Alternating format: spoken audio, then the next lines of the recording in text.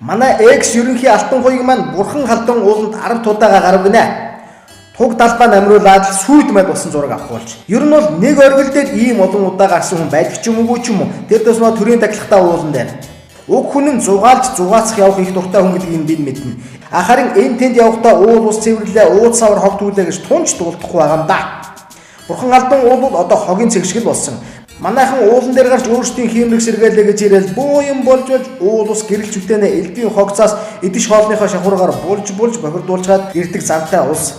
За хаяа нэг оюутан нэг нэрд гараагүй хүмүүс гол ус цэвэрлээ хиймрэн овноос төдөн шуудаа тор хог цэвэрлэв гэж л харагддаг. За харин уул ус дагах дуртай томчууд бол бохирдуулж мэдгээс цэвэрлэж ёстой мэддэггүй уус юм шиг байна. Мөнгө төгрөгтэй томчууд ямар мань мичиг хийл боорцог аяг сүгээр хиймроос эргээвэл гэж хил чадлаа гайхуулан бүтэн иргэний ууц битан саваар сүүцээ байшин барилга барьцсан юм шиг боошоо овоолдог. Хадаг яндар арх дарс. Тэр нь мэдээж хог. Одоо тэгээд 10 удаа гарч хиймроос эргэлээл Монголдо толгой зохиорол хийм лундаатай нэгэн боллоо. Харин хиймэр сэргээдэг газараа ядаж нэг удаа цэвэрлэж боломоо одоо. Хиймрээс сэргээж байгаа нэрээр уул ус шүтэн тахилгаа бохирдуулаад байх юм бол эсэргээр үйлчилж өдөр бүр уул руу матаж байхгүй болдоггүй хиймрээс удралтай юм болно шүү таймаа.